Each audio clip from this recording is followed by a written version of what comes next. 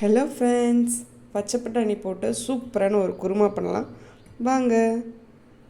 பச்சை பட்டாணி எடுத்து ஒரு 4-5 விசில் விட்டு எடுத்துப்போம் குக்கரில்.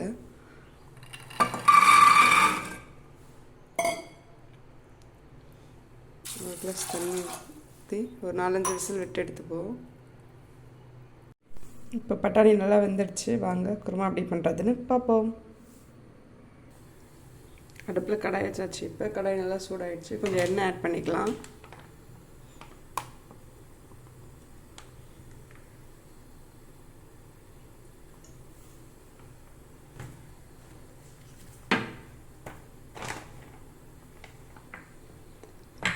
எண்ணெய் சூடாகட்டும்.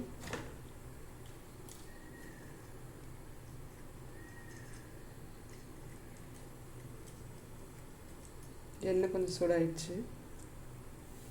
பட்டை வகைலாம் ஆட் பண்ணிக்கலாம். பட்டை, கிராம்பு, ஏலக்காய், அன்னாச்சிப்பூ, கொஞ்சமாக சோம்பு ஆட் பண்ணிக்கலாம்.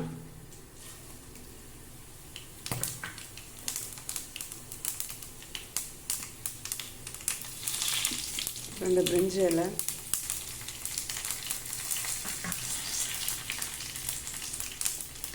கொஞ்சம் வெங்காயம் ஆட் பண்ணிக்கலாம்.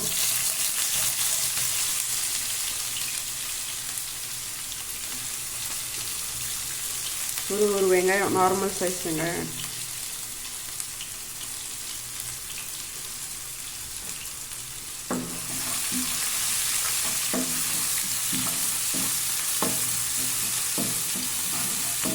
இது கொஞ்சம் பொன்னிறமாக செவக்கட்டும். பச்சை மிளகாய் ஆட் பண்ணிக்கலாம். ஒரு 3-4 பச்சை மிளகாய் ஆட் பண்ணிக்கலாம் காரத்துக்கு.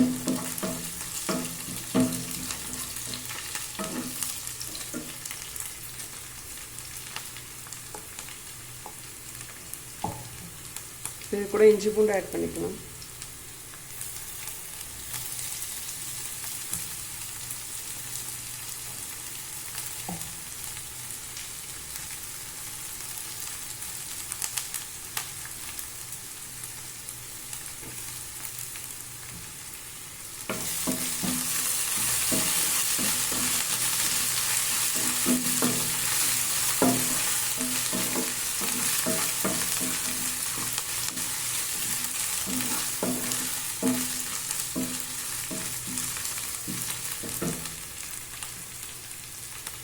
குருமாவுக்கு தேவையான காயெல்லாம் ஆட் பண்ணிக்கலாம். பீன்ஸ் கொஞ்சம்,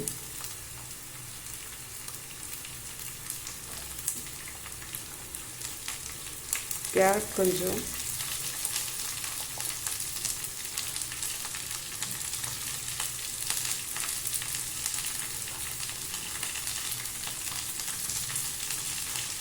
உருளைக்கிழங்கு கொஞ்சம் ஆட் பண்ணிக்கலாம்.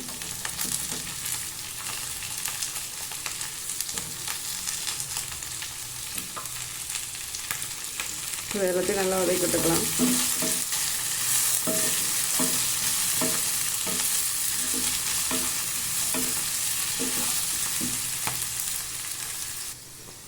கொஞ்சமாக மஞ்சத்தூள் ஆட் பண்ணிக்கலாம்.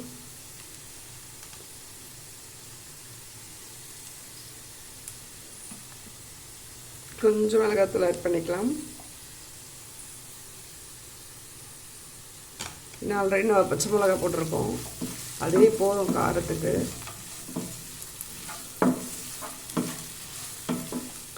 அதனால் கொஞ்சம் கொஞ்சம் மட்டும் ஆட் பண்ணிக்கலாம்.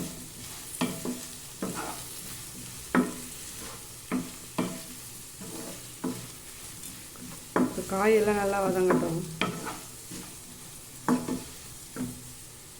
இப்போ காயெல்லாம் நல்லா வெந்துடுச்சு ஓரளவுக்கு.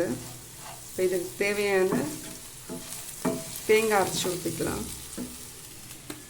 அதுக்கு 1/4 கப் தேங்காய் எடுத்துருக்கேன். 4-5 பல் முந்திரி பருப்பு, கொஞ்சம் கசகசா ஆட் பண்ணிக்கலாம். கொஞ்சமாக கசகசா. இதை பேஸ்ட் பண்ணிட்டு வந்துடுவோம். தேங்காய் நல்லா அரைச்சிட்டு வந்தாச்சு. இந்த ஸ்டேஜில் நம்ம பட்டாணி ஆட் பண்ணிப்போம்.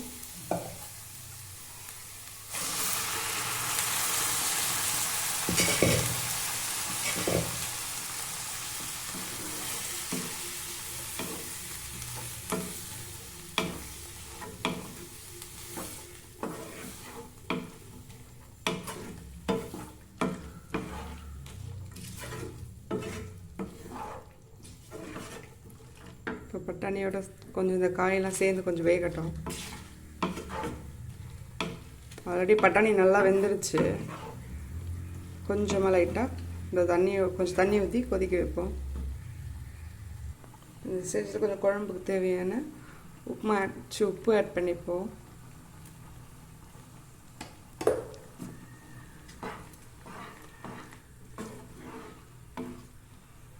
இதில் கொத்தமல்லி புதினா இருந்தால் கொஞ்சம் ஆட் பண்ணிக்கோங்க காய் வதக்கும் போதே.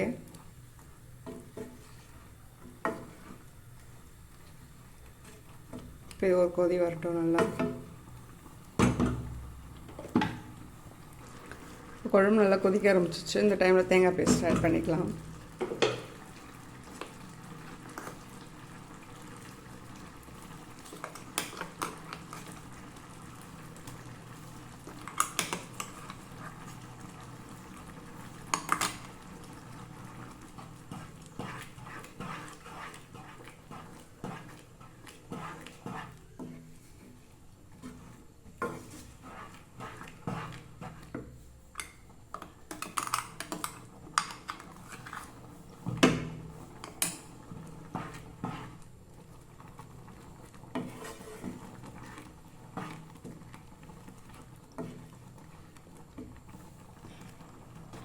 கொஞ்சமாக ஜாரில் தண்ணி சேர்த்து அதே இதில் மிக்ஸ் பண்ணிக்குவோம்.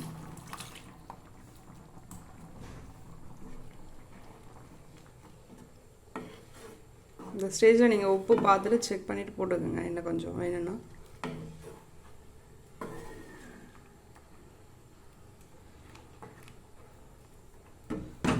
இது நல்லா ஒரு கொதி வரட்டும்.